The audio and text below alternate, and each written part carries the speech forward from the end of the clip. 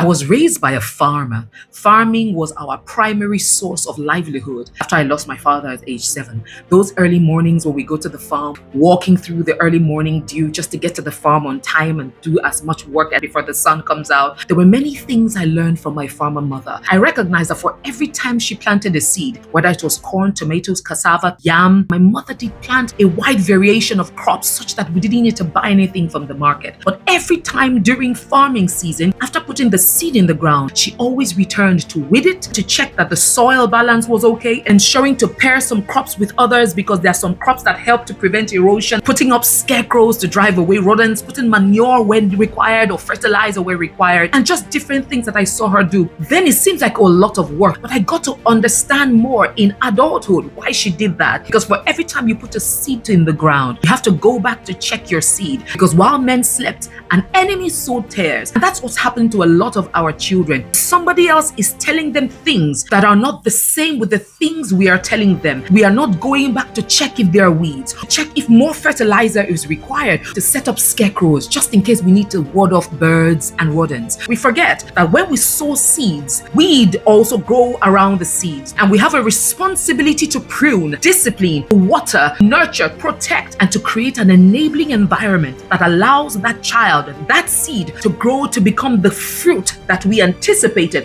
when we planted the seed. This video is for biological parents, institutional parents, or societal parents. Biological parents, we plant the seed. We have a responsibility to nurture our seed, because for every time we do not, for every time we are not talking with them, asking them questions, trying to find out what has been sown in their hearts, somebody else may have planted a tare that you are not aware of, and that is going to grow in competition and probably soon begin to choke the life out of your seed. Don't be too uncomfortable to ask specific questions. Talk to them about their sexuality, about their faith, about money, about courage and confidence and self-esteem. Talk to them about the world we're living and the future that they should anticipate, about discipline, about leadership, about everything that makes a wholesome human being. We have a responsibility to not just drop our seed in the ground, but to always return, because we live in a world where the loudest voices get heard. Your voice had better be the loudest voice that your child hears. If you're a teacher, be mindful of the kinds of things you say, because you are the next level of parents. You are the institutional parents, and the words you say shape them significantly that could affect them for the longest times of their lives. When they get into the workplace, you're a leader, you're a mentor, you have a significant responsibility to nurture another generation of leaders that will carry what you have planted and take it to another level of greatness, take it to another level of victory. I hope this helps somebody.